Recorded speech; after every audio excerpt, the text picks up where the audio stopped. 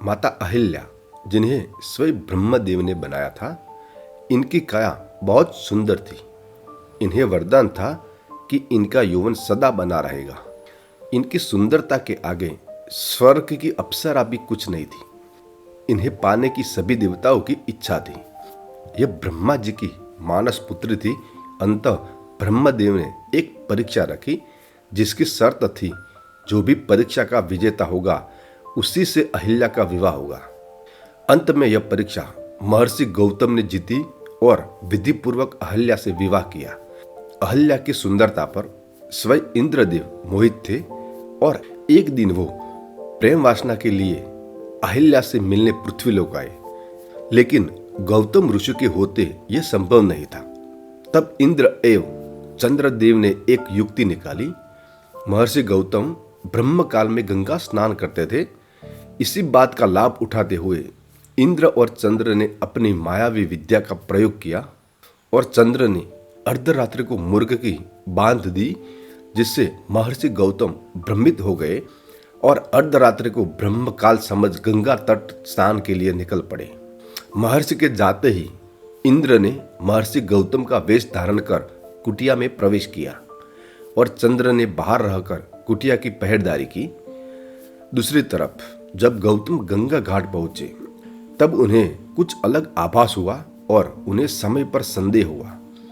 तब गंगा मैया ने प्रकट होकर गौतम ऋषि को बताया कि यह इंद्र का रचा माया जाल है, जो अपनी गलत नियत के लिए अहिल्या के साथ क्रूकृत्य की लालसा से पृथ्वी लोक पर आया है।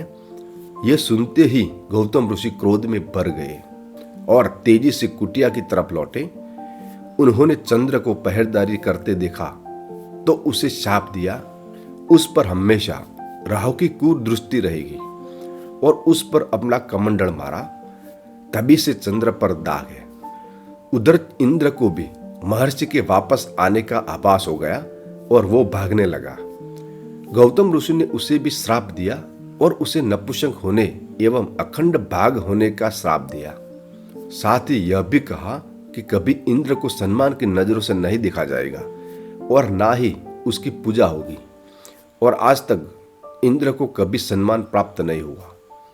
जब इंद्र भागने के लिए अपने मूल रूप में आया तब अहिल्या को सत्य ज्ञान हुआ, लेकिन अनहोनी हो चुकी थी, जिसमें अहिल्या की कोई गलती ना थी। उसके साथ तो बहुत बड़ा छल हुआ था, लेकिन महर्षि गौतम अत्यंत क्रोधित थे और उन्होंने अहिल्या को अनंत समय के लिए एक शिला में बदल जाने का शाप दे दिया। जब महर्षि का क्रोध शांत हुआ तब उन्हें एहसास हुआ कि इस सब में अहिल्या की उतनी गलती नहीं थी, परंतु वे अपना शाप वापस नहीं ले सकते।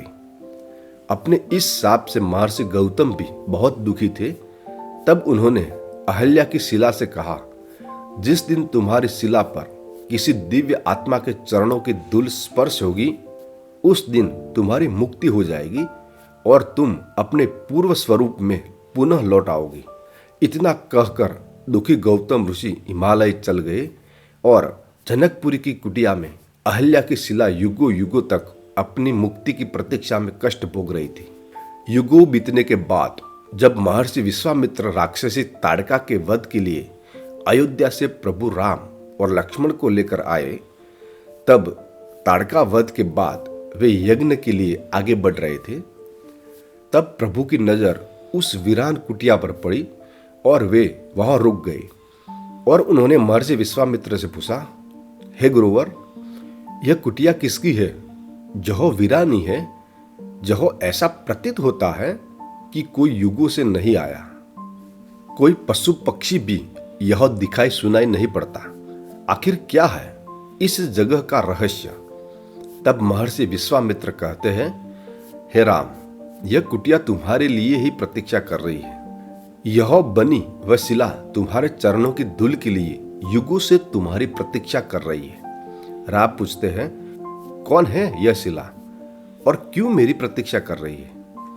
महर्षि विश्वामित्र राम और लक्ष्मण को देवी अहिल्या के जीवन की पूरी कथा सुनाते हैं। कथा सुनने के बाद राम अपने चरणों से शिला पर स्पर्श करते हैं और देखते ही देखते वह शिला एक सुंदर स्त्री में बदल जाती है और प्रभु राम को वंदन करती है।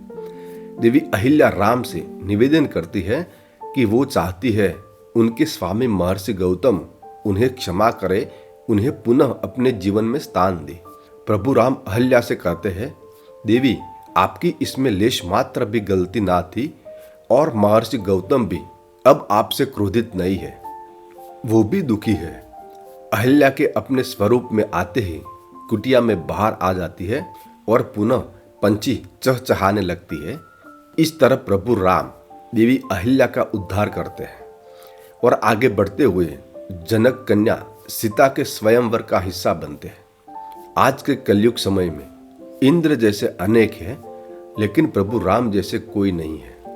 ना ही कि प्रशासन एक नारी के चरित्र की रक्षा कर सकता है और ना ही न्याय प्रणाली। यह न्याय का स्वरूप बदलता नहीं और अन्याय अपने पैर पसाते जा रहा है। भारत के पुराणों में नारी का स्थान देवी तुल्य है और आज के समय में इसे पैरों की धूल की तरह रोदा जा रहा है। दोस्तों, मेरी ये कहानी आपको अच्छी लगी हो तो मेरे चैनल को सब्सक्राइब कर दीजिए, लाइक और कमेंट कर दीजिए और बेल आइकन को दबा दीजिए, जिसकी वजह से आने वाली वीडियो की नोटिफिकेशन आपको मिलती रहे। धन्यवाद।